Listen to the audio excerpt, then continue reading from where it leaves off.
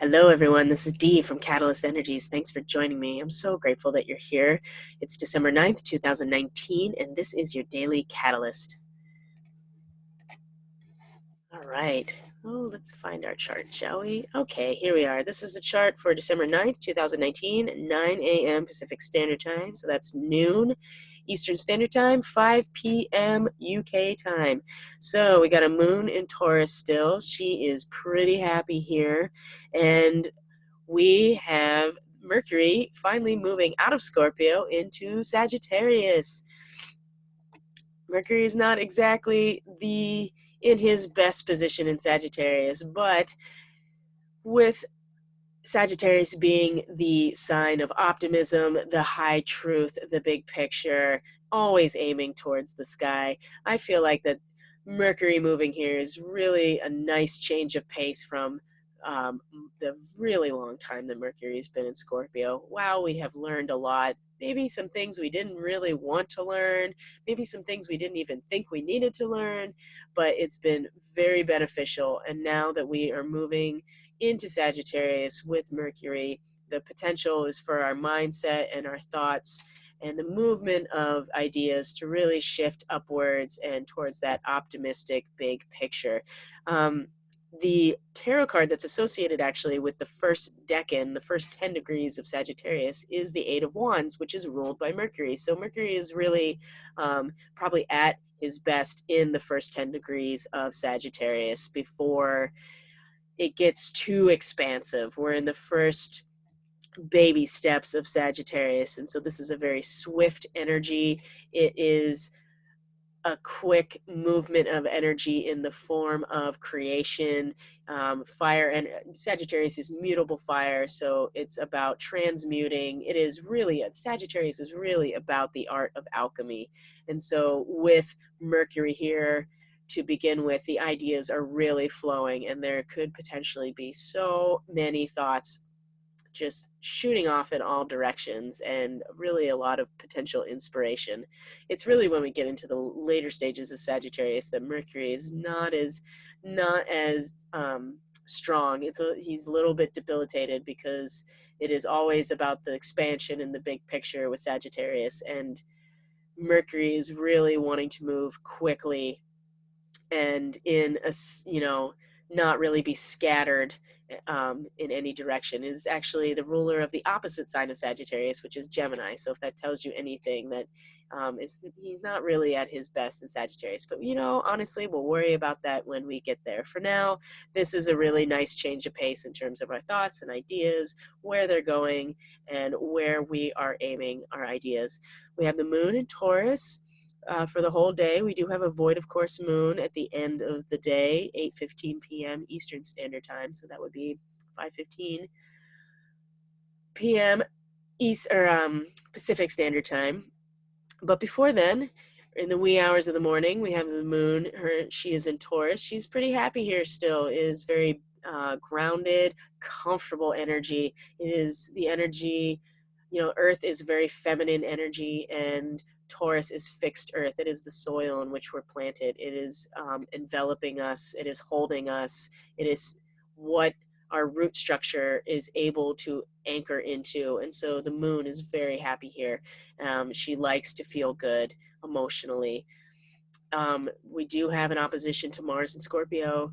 Mars has been initiatory, action-oriented, has been driven really to move through this realm of Scorpio, which is the deep waters, fixed water, the realm of the subconscious, the realm of the shadow, the realm of power dynamics, of intimacy, the responsibility involved, and the trust that inevitably can come when you understand how power is balanced in the aspect of any type of relationship or polarity. And these are dark areas. They're not something that's in our conscious mind necessarily, and that's why it's associated with the shadow. And so the moon, she wants to be comfortable in Taurus. She wants to feel good. She wants to feel anchored. She wants to feel held and supported, and her senses to be appeased. And so Mars, pretty consistently is in this space of being driven to go deeper and to understand these aspects, and potentially could be almost obsessed with it. This is a real, point of tension that you're going to feel back and forth. And so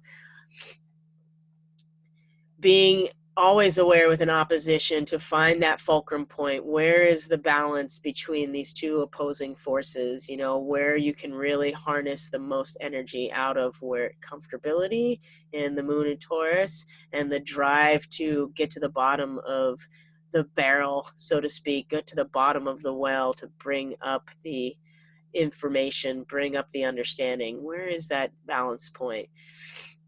This is something you can spend some time really meditating on and understanding, journaling about, whatever your process is, really. Oppositions tend to spend a little bit more time playing themselves out. So this is something that could go on throughout the day. Otherwise, she's making some really nice aspects, sextile to Neptune and Pisces. This comfortability can really have a nice connection to the connection to source, the spiritual mission. There is some need for activation to get the most out of this, but at the same time, it's harmonious. It feels good. It feels good. And so she's also making nice trines to all this Capricorn energy with the South Node in Capricorn, where we collectively have mastered this energy. It's also what we collectively need to let go of, because we have already been there.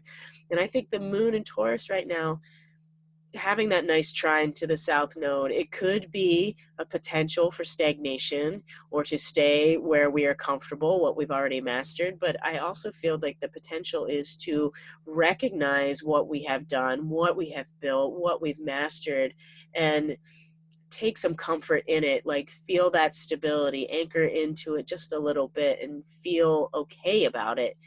As we move on to the other energies in Capricorn, Venus, about our relationships, our projects, our material resources, Saturn, the ruler of Capricorn, where he is the Lord of time, the Lord of karma, the aspect of responsibility.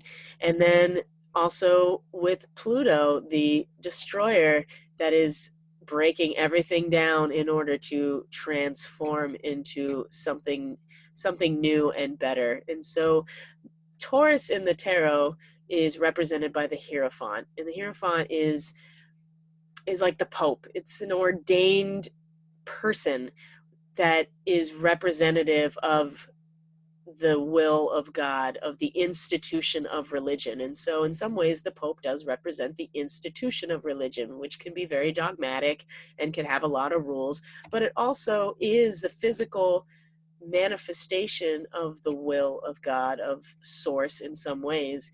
And so there is a comfortability factor to the Hierophant, to Taurus, the physical manifestation of the essence of source, creation, really.